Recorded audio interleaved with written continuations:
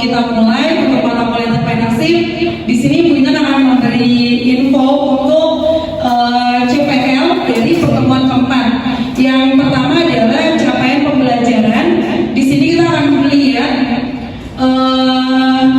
bisa dilihat mahasiswa di sini mampu menyusun strategi korporasi maupun strategi dari korporasi dan operasional pada berbagai organisasi. Nah itu S1, P2, KK8 dan KU4. Nah di sini kita bisa lihat lagi cara pembelajaran dari CPMK untuk mata kuliah entrepreneur. Kita bisa lihat di sini untuk pertemuan empatnya adalah bahwa mahasiswa mampu untuk menganalisis lingkungan internal dan eksternal organisasi sebagai dasar dari penyusunan strategi. Oke, ini adalah RPS untuk pertemuan keempat. Jelas ya? Oke, kita akan lanjut untuk materi dari pertemuan keempat. Oke, di sini Bunda akan membahas tentang financial plan atau BP dalam permodalan. Kita bisa lihat yang pertama adalah, oke, di sini yaitu kita masuk di pertemuan 4 yaitu aspek keuangan finance. Kita bisa lihat di sini. Yang pertama adalah bisnis preparation budget atau ada item-item yang harus kita tampilkan untuk fixed cost. Itu contohnya adalah sewa tempat. Sewa tempat itu ada jangka panjang atau jangka waktu yang ditentukan sendiri, dan ada pembelian peralatan atau barang-barang yang akan kita butuhkan. Dan di sini ada renovasi tempat usaha atau perizinan dari usaha yang akan kita lakukan. Oke, setelah itu di sini ada variable cost, yaitu meliputi bahan-bahan belanja dan bahan baku atau stok yang akan kita perjualbelikan. Nah, di sini juga ada upah karyawan atau cost production untuk marketing cost. Nah, selanjutnya ada biaya awal pembelian peralatan untuk membuka awal dari usaha yang akan kita lakukan. Nah, disebut dengan modal yang akan kita lakukan untuk usaha tersebut. Oke, dan di sini kita lihat yang kedua ada bisnis exit budget, yaitu biaya untuk proses pembukaan bisnis yang akan launching. Jadi misalnya nanti kamu melakukan IF, nah kita memerlukan modal, nah disebut dengan bisnis exit budget, yaitu proses pembukaan bisnis yang akan kalian lakukan. Oke, selanjutnya di sini ada break-even point. Apa sih itu break-even point? Break-even point itu adalah titik impas di mana dari posisi jumlah pendapatan dan biaya yang sama atau seimbang, sehingga tidak terdapat keuntungan atau kerugian dalam suatu perusahaan. Dan di sini break-even point itu digunakan untuk menganalisis atau menilai dari proyeksi sejauh mana banyaknya unit yang akan kita produksi dan akan kita perjualkan dan yang akan kita terima kembali dari modal yang sudah kita dapatkan. Oke, di sini tujuan BP kita bisa lihat. Yang pertama adalah mendesain spesifik produk. Jadi produk-produk yang akan kita perjualbelikan itu akan kita desain sebagus mungkin. Nah, terus yang kedua menentukan harga jual persatuan. Jadi nanti produk apa yang mau kamu perjualbelikan, dan nanti kamu akan memberikan harga satuan dari produk yang akan kamu jual, berapa harganya. Oke, setelah itu menentukan jumlah produksi atau penjual minimal agar tidak mengalami kerugian. Contohnya, misalnya hari ini kamu ingin melakukan IF gitu ya, dengan modal 500.000. Ternyata kamu membuat 50 produk yang akan kamu perjualbelikan. Tapi ternyata dari 50 produk itu maaf ya, ada yang tidak laku seperti itu. Maka itu yang disebut dengan mengalami kerugian. Jadi di sini gimana caranya kita untuk meminimalisasikan agar modal tersebut tidak terbuang sia-sia atau tidak mengalami kerugian dengan hasil yang kita perjualbelikan. Oke, dan di sini memaksimalkan jumlah produksi. Jadi tidak boleh serakah. Kalau misalnya modalnya hanya 300.000, maka sesuaikan dengan budget modal dan produk yang akan kalian perjualbelikan. Oke, dan di sini merencanakan laba yang diinginkan. Biasanya kita akan berpikir ya, kalau ingin memulai bisnis, yang dipikirkan apa? Keuntungannya terlebih dahulu. Seperti itu biasanya rata-rata ya. Oke, kita akan lihat kembali.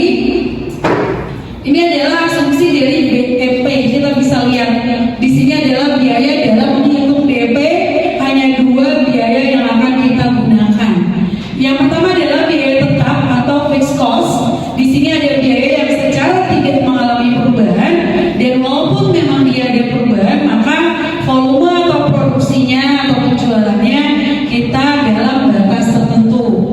Nah, di sini beban produksinya, contohnya misalnya ada gaji, dari bunga, dari sewa tempat yang akan kita produksi. Setelah itu ada biaya kantor, ada penyusunan aktifan tetap. Itu adalah neraca di mana nanti kalian akan menghitung jumlah keuntungan dan kerugian yang akan kalian lakukan dari bisnis tersebut. Oke, setelah itu ada biaya variabel atau variable cost. Di sini adalah biaya yang secara total berubah-ubah sesuai dengan volume atau produksi yang akan kamu perjualbelikan. Contoh misalnya hari Senin kamu menjual 30 produk, ternyata produknya laku, maka hari Selasanya kamu menambah produk tersebut menjadi 40. Ternyata laku lagi, maka produksinya akan kamu banyakkan atau jumlah produknya ditambahkan. Seperti itu ya. Oke. Kita lanjut lagi, ada harga jual. Udah pasti ada harga jual. Di sini adalah harga jual itu analisis BEP yang digunakan dalam satu harga jual atau barang yang akan kita produksi. Nah, yang kelima adalah tidak ada perubahan harga jual selama periode analisis, dan ini sebenarnya bertentangan dengan kondisi yang sesungguhnya. Kenapa dibilang tidak ada perubahan harga jual? Kalau memang semua bahan baku tidak naik. Tapi kalau misalnya kita lihat bahan bakunya naik, maka tidak menutup kemungkinan produksi yang akan kita perjualbelikan harganya akan naik, seperti itu ya. Oke. Nah, di sini ada rumus BEP. Kita bisa lihat rumusnya itu ada analisis titik impas dalam unit. Yang pertama adalah BEP FC dibagi P dikurang FC per unit. Kita bisa lihat rumus yang keduanya di sini adalah analisis titik impas dalam rupiahnya. BEP sama dengan FC dibagi VC 1 dikurang FC dibagi S. Kita bisa lihat di sini untuk keterangan BEP-nya. Yang pertama adalah BEP itu adalah break even point, FC-nya adalah biaya tetap, FC adalah biaya variabel, P adalah harga jual satuan atau price. Nah, yang S adalah jumlah penjualan dari produksi yang akan kamu perjualbelikan. Oke, ini ada contoh kasus. PT IKEA memiliki usaha di bidang perkakas gergaji dengan data sebagai berikut. Kalian bisa lihat di situ ada kapasitas produksinya 100 unit, ada harga jual 5.000 unit, dan ada total FC 150 juta, dan total FC-nya adalah 250 juta. Oke, kita jangan di sini cari titik impas baik dalam unit manapun dalam bentuk rupiah. Oke, kita bisa lihat di sini.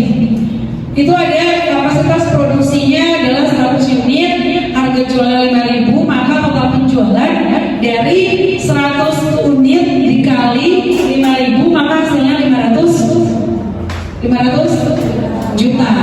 Oke, di sini FC-nya yaitu 150 juta dibagi 100, maka hasilnya 1.500 per unit, dan di sini FC dibagi unit, maka hasil dari yang 250 juta dibagi 100 hasilnya 2.500 per unit.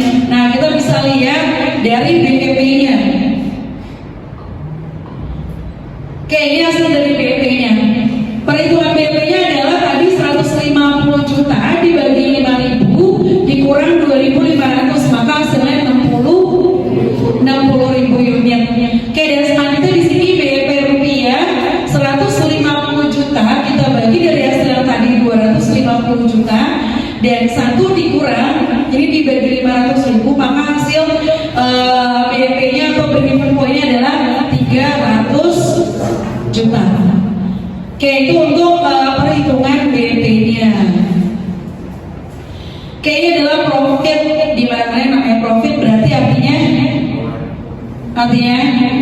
keuntungan. Betul. Kita bisa lihat bagian ini akan memberikan informasi kepada calon investor tentang mekanisme investasi yang akan mereka lakukan, dan kalian bisa mengajukan berbagai macam jenis persetujuan, namun pada akhirnya akan tergantung kepada kesepakatan bersama. Misalnya adalah contoh kalian melakukan usaha berlima, satu kelompok berlima.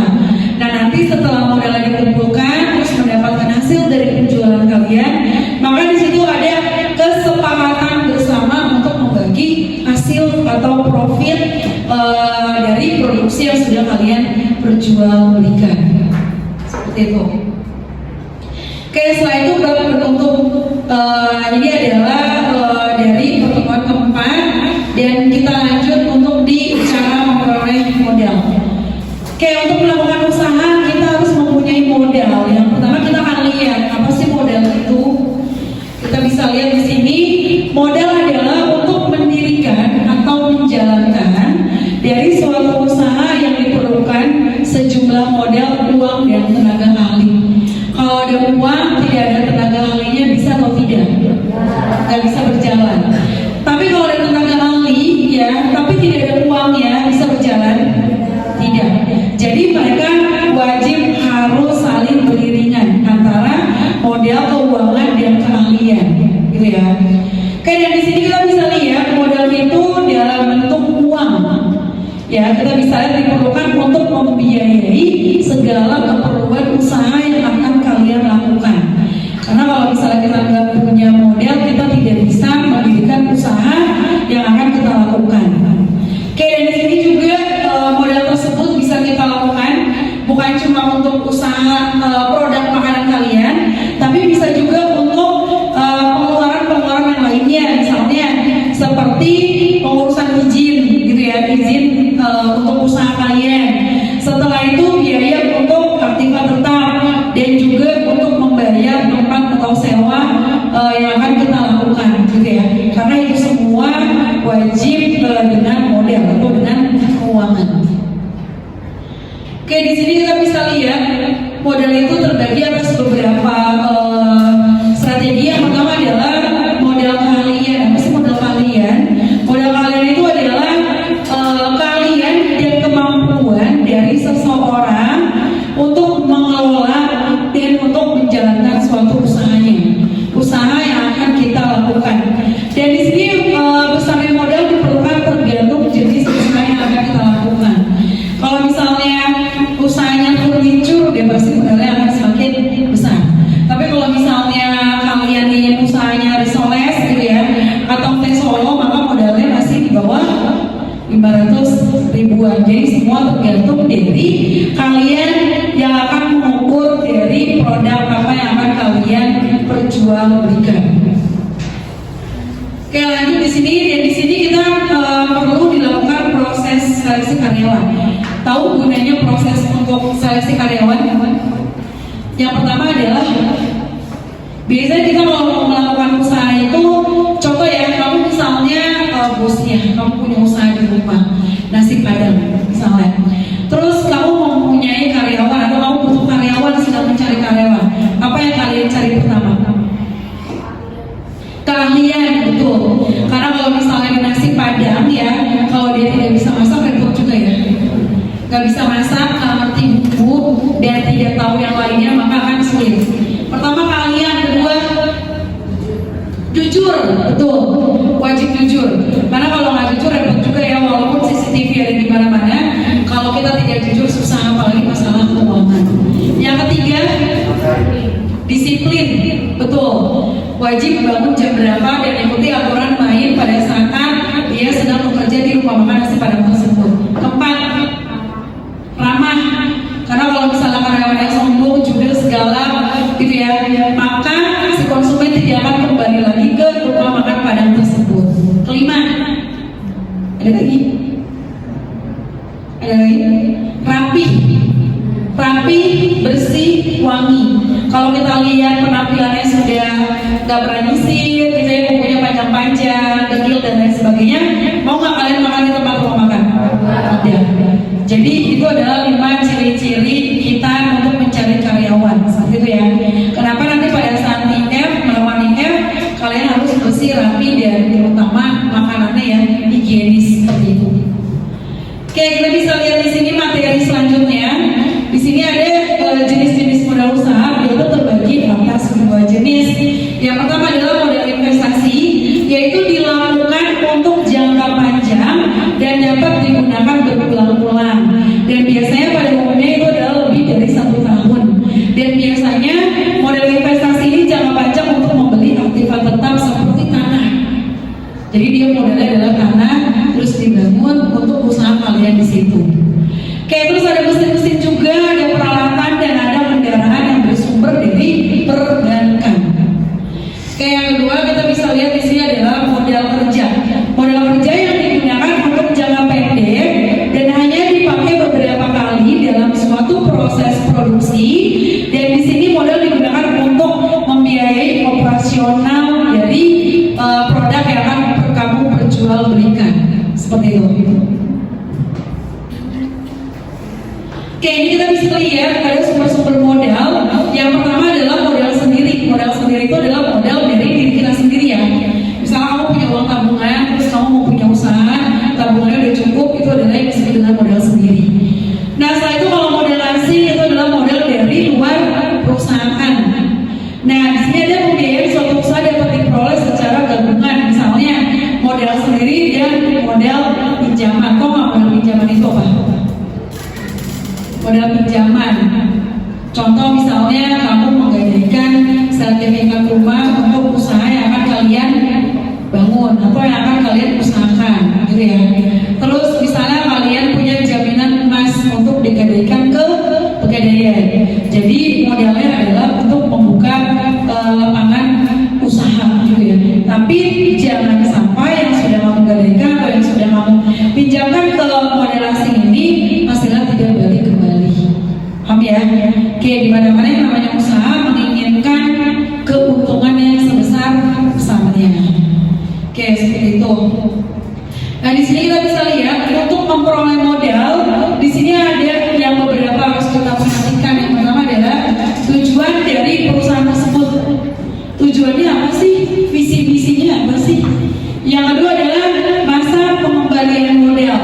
Kita akan balikin untuk modal yang sudah kita pinjamkan dari yang tadi kita bilang gitu ya, modalnya dari usaha asing. Nah, yang ketiga adalah biaya yang akan kita keluarkan.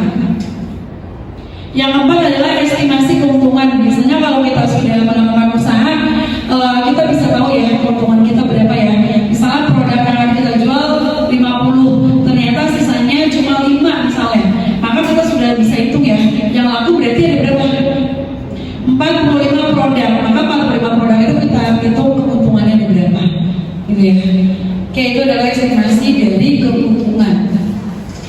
Oke, ini yang dibilang dengan modal sendiri, dia tadi modal yang diperoleh dari pemilik perusahaan dengan cara mengeluarkan saham juga bisa. Oke, setelah itu ini adalah kelebihan dari modal sendiri. Kita bisa lihat kalau kita punya tabungan, kita punya modal sendiri. Ini ada kelebihannya. Yang pertama adalah tidak ada biaya, tidak ada bunga atau bunga ya. Oke, dan di sini atau administrasi yang kalian keluarkan. Yang kedua adalah tidak ketergantungan terhadap orang lain.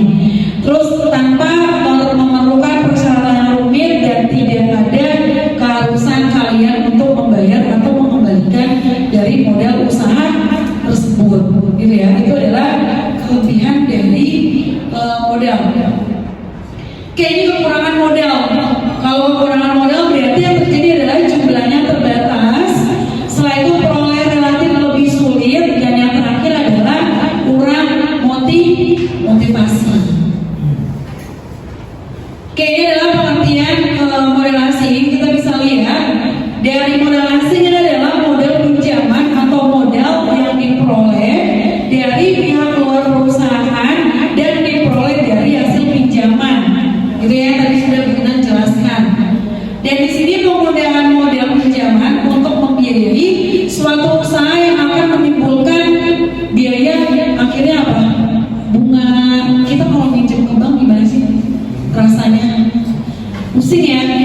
cicilannya, terus bunganya, biaya administrasinya terpotong dan lain-lain sebagainya. Makanya kalau bisa kalian wajib mempunyai modal sendiri gitu ya, agar keuntungannya lebih besar. Oke, dari sini sumber modal dari dana modal asing diperoleh dari biasanya perbankan. Tadi Bunda sudah jelaskan, yaitu pinjaman melalui gadai sertifikat rumah gitu ya.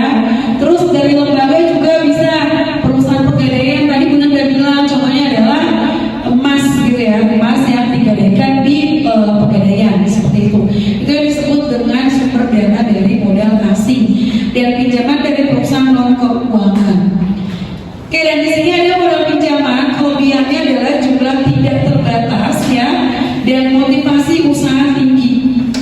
Dan yang selanjutnya, kekurangan modal pinjaman dikenakan berbagai biaya. Nah, setelah itu membayar bunga, membayar administrasi, dan harus dikembalikan serta beban moral. Beban ya, beban, pasti beban karena kita terpikirkan. Oke, dan kita bisa lihat kelebihan modal dari campuran presentasi modal pinjaman disesuaikan dengan kebutuhan atas kekurangan dari modal itu sendiri. Oke, itu adalah pertemuan lengkap yang sudah Bunda jelaskan. Setelah dari sini ini ada tugas nanti yang akan kalian kerjakan untuk menghitung BEP dari produk yang akan kalian buat nanti. Dan di sini dengan mulai mengklasifikasikan berbagai biaya yang kalian keluarkan dan harga dan penjualannya. Jadi nanti kamu akan membuat BEP dari hasil produk bisnis atau usaha yang akan kalian lakukan. Kelas? Oke, sampai di sini ada yang mau ditanyakan atau ada yang belum ngerti, boleh ditanyakan.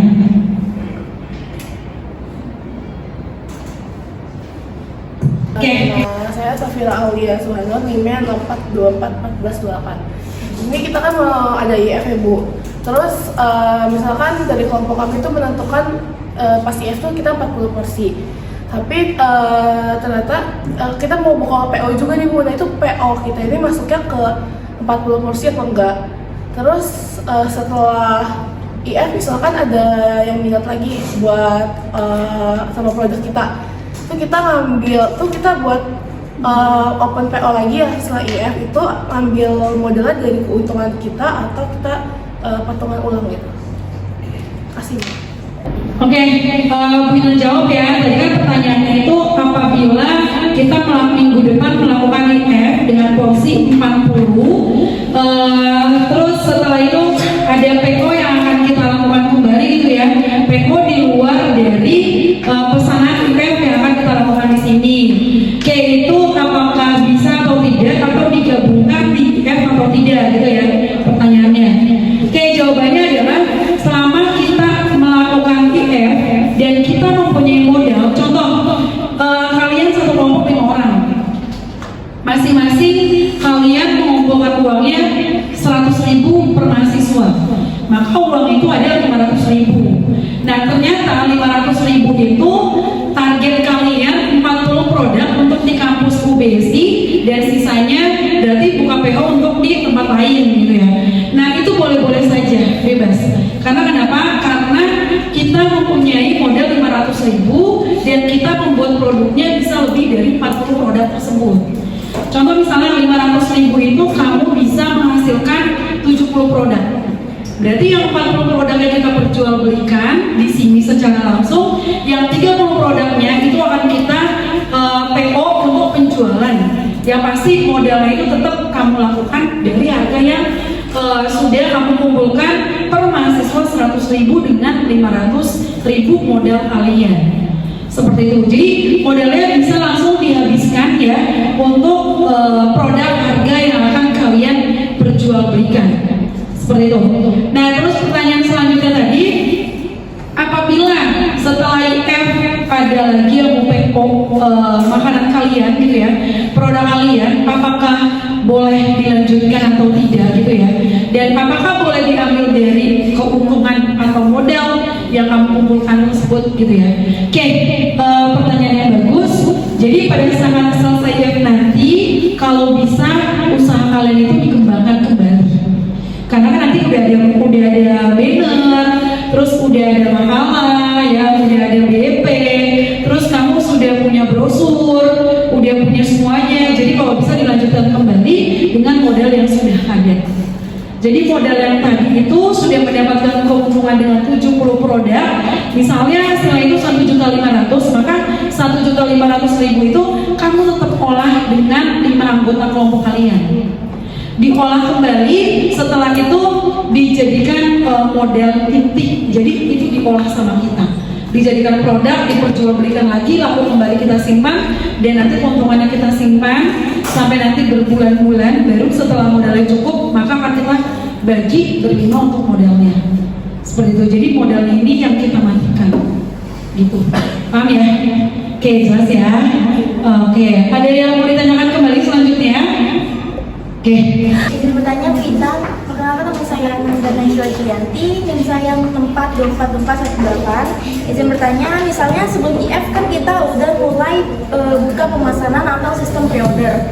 Nah di sistem pre-order ini yang beli tuh ternyata lumayan banyak.